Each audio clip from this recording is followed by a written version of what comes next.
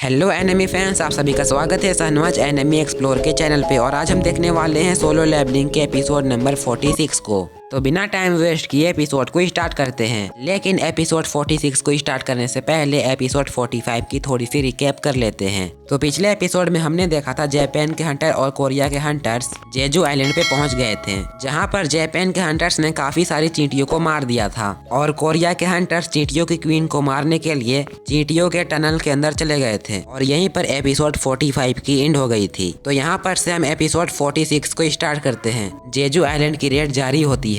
Tunnel के अंदर उनका सामना बड़ी बड़ी चींटियों के साथ होती है। चोई जोंग कहते हैं रास्ते में हमने जितने भी एंड्स को मारा है, लेकिन इन जैसे एंड्स को पहले कभी भी नहीं देखा था। जबकि रीपर गिल्ड के मास्टर लिमताई उससे कहते हैं मुझे लगता है कि शायद ये क्वीन के रॉयल गार्ड्स होंगे, लेकिन अगर ये रॉयल गार्ड्स है फिर भी ये काफी ज्यादा कमजोर हैं। जरा इनकी आंखों की तरफ तो देखो, अंधेरे में इनकी आंखें बहुत ही काम आती है। मुझे लगता है कि ये चींटियां सिर्फ टनल को गार्ड करने के लिए है, ये चींटियां रॉयल गार्ड्स नहीं हैं। लिमताई कहते हैं अगर ये रॉयल गार्ड्स नहीं हैं तो फिर तो इन्हें मारना हमारे लिए कोई मुश्किल की बात नहीं है। बियांगू यूनहू से कहता है तुम्हें लगता है कि सच में यहाँ पर क्वीन होगी? बियांगू कहते हैं जबकि हिस्ट्री में बहुत ही सारे ऐसे केसेस हैं जिसमें कि चींटियों की क्वींस अपने साथियों को छोड़कर भाग जाती है जब भी उनके ऊपर कोई बड़ी मुश्किल आती है। जिस पर यूनहू उससे कहते हैं ये सभी तो बेवकूफ चींटियां हैं, इन्हें कुछ भी नहीं पता होगा कि भागना कहाँ है, और वैसे भी ये एक आइलैंड है, ये चींटियां इस आइलैंड से भागकर कहाँ जा सकते हैं। जबकि उनका कैमरा मैन सोच रहा होता है यहाँ पर तो बहुत ही ज्यादा अंधेरा है, क्या मेरा कैमरा यहाँ पर सब कुछ रिकॉर्ड कर पाएगा या नहीं, क्या पता एसोसिएशन वालों ने मुझे कुछ अच्छा कैमरा दिया हो। फिर वो सभी लोग टनल के आगे चलना शुरू कर देते हैं। वो लोग जैसे ही थोड़ा आगे जाते हैं वो टनल आगे जाकर एक बहुत बड़ा सा रूम बन जाता है जहाँ पर चींटियों के बहुत सारे अंडे रखे होते हैं। चोई जोंग अपने फायर मैजिक से लाइट जलाते हैं और कहते हैं यहाँ पर तो हजारों के तादाद में अंडे पड़े हुए हैं। चोई जोंग कहते हैं अगर अंडे यहाँ पर है तो क्वीन भी आसपास ही होगी। वो कहते हैं कि मुझे लगता है कि जिन चींटियों का सामना हमने पहले किया वो चींटियां इन अंडों के रखवाले थे।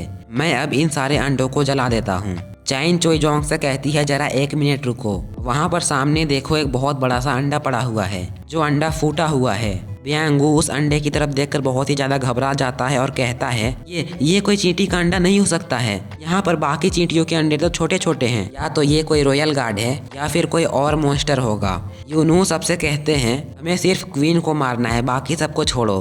उसी टाइम हमें टनल का बाहर का सीन दिखाया जाता है। सीमू जू केंजो को देखकर कहती है आखिरकार तुम वापस आ ही गए और अपने साथ एक तोहफा भी लेकर आए हो। केंजो ने अपने हाथ पर चींटियों के बॉडी पार्ट्स पकड़े होते हैं और केंजो काफी ज्यादा जख्मी होता है। केंजो सीमुजू से कहता है मुझे लगता है कि इनका कोई प्लान था, ये सारी चींटियां चारों तरफ से मुझ पर अटैक कर रहे थे। मैंने तकरीबन 30 चींटियों को तो मार ही दिया था, लेकिन फिर भी उन्होंने मुझे जख्मी कर दिया।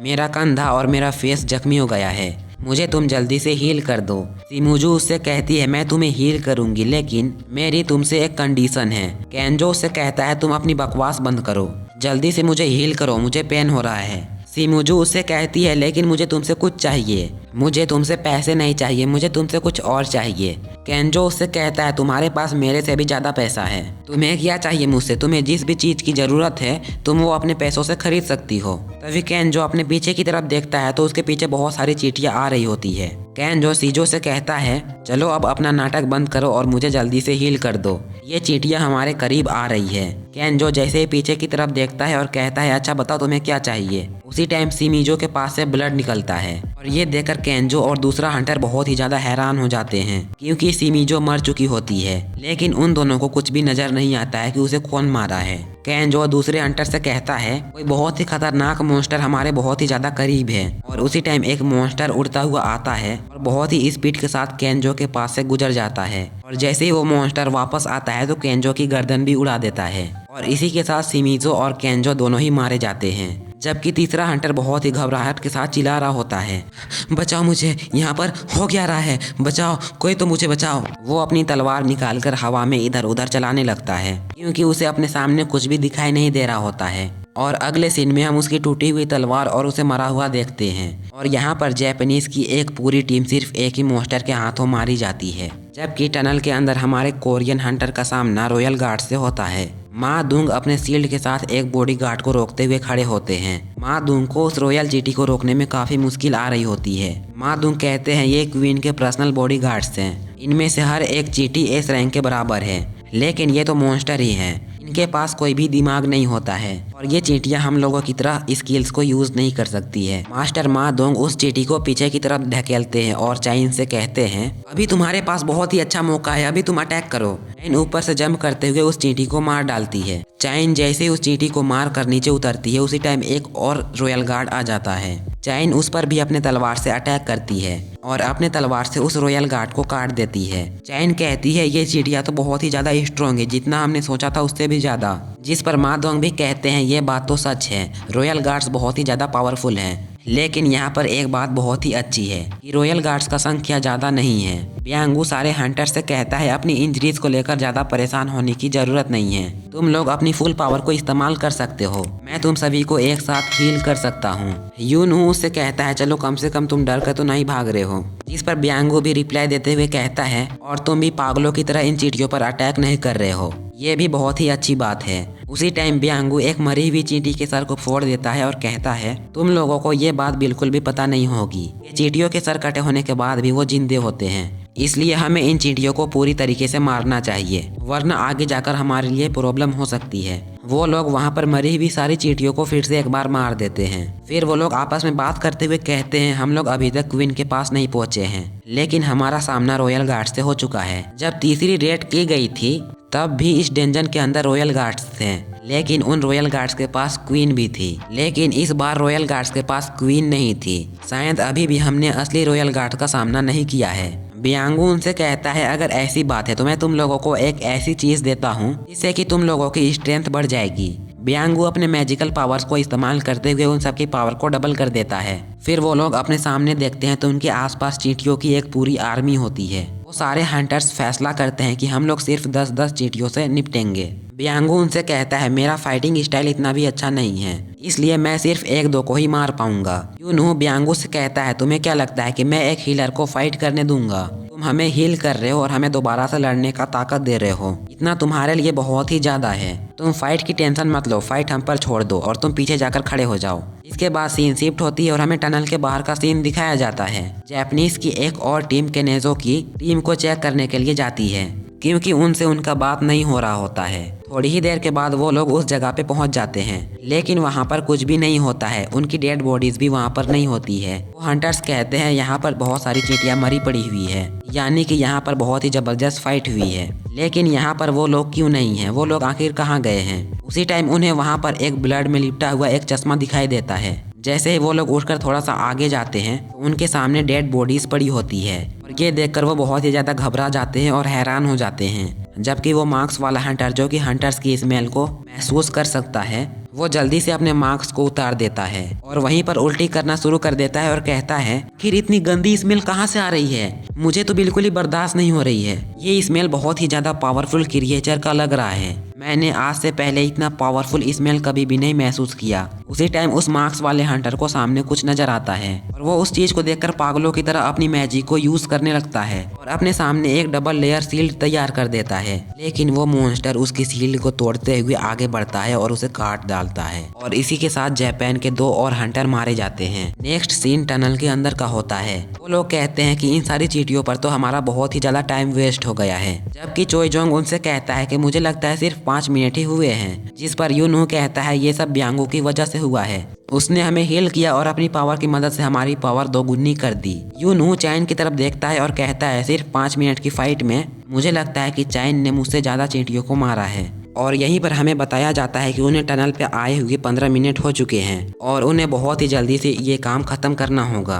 उसी टाइम चाइन उनसे कहती है, मुझे कुछ बहुत ही अजीब सा महसूस हो रहा है, मुझे कुछ स्मेल हो रही है, मुझे लग रहा है कि शायद हमारे सामने वाले रूम में क्वीन है। यूनहू अपने बीस्ट मोड में जाता है और अपनी बीस्ट मोड को इस्तेमाल करते हुए सामने की एरिया को स्कैन करता है और सबसे कहता है, ये बात कंफर्म है, सामने वाले रूम में क्वीन है और उसके साथ उसके रॉयल गार्ड्स भी हैं। इस रूम के अंदर क्वीन सबसे पीछे खड़ी हुई है और उस क्वीन के आगे उसकी रक्षा करने के लिए 8 रॉयल गार्ड्स भी हैं और उन सारे रॉयल गार्ड्स का रैंक भी एस लेवल के बराबर है। यूनहू सभी हंटर्स से कहता है, तुम सारे लोग उन रॉयल गार्ड्स को लड़ाई करते हुए बिजी रखना और मैं आगे जाकर क्वीन से फाइट करूंगा। जबकि मा दोंग और चाइन भी कहते हैं, क्वीन के साथ हम फाइट करेंगे, तुम लोग उस क्वीन के रॉयल गार्ड्स को संभालो। इसके बाद चाइन कहती है, चलो ठीक है, जिसके बाद यूनहू अपने फायर मैजिक को इस्तेमाल करते हुए बहुत ही बड़े बड़े ड्रैगन बना लेते हैं। जाएजोंग कहते हैं आज मुझे भी अपनी फुल स्ट्रेंथ दिखाने का मौका मिला है। फिर वो सभी लोग बॉस के रूम में इंटर हो जाते हैं और वो लोग अंदर जाकर उन रॉयल गार्ड्स को मारना शुरू कर देते हैं।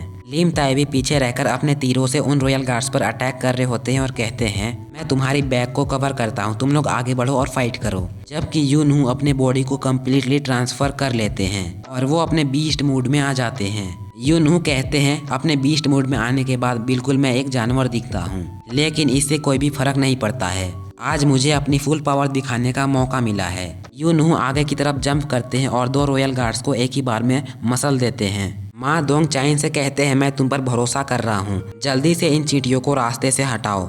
चाइन अपनी तलवार को इस्तेमाल करते हुए अपने फुल पावर को इस्तेमाल करते हुए अपनी टाउंटिन स्किल को रिलीज करती है, लेकिन वो गार्ड सामने लाइन में खड़े हो जाते हैं। माँ दोंग कहते हैं ये हमें क्वीन तक नहीं पहुंचने देंगे, ये तो हमारे सामने लाइन बनाकर खड़े हो गए हैं। माँ दोंग अपनी शील्ड लेकर क्वीन के पास चले जाते हैं और कहते हैं तुम लोग जल्दी से रॉयल गार्ड से निपटो, मैं इस चींटी को मारने की ट्राई करता हूँ। कैमरामैन जो कि पीछे खड़ा होकर सब कुछ रिकॉर्ड कर रहा होता है, उसी टाइम उसे कॉल आती है कि हमारे पास 80% व्यूअरशिप आ गई है, जल्दी से थोड़ा सा और आगे आ जाओ ताकि हमें व्यू मिल सके।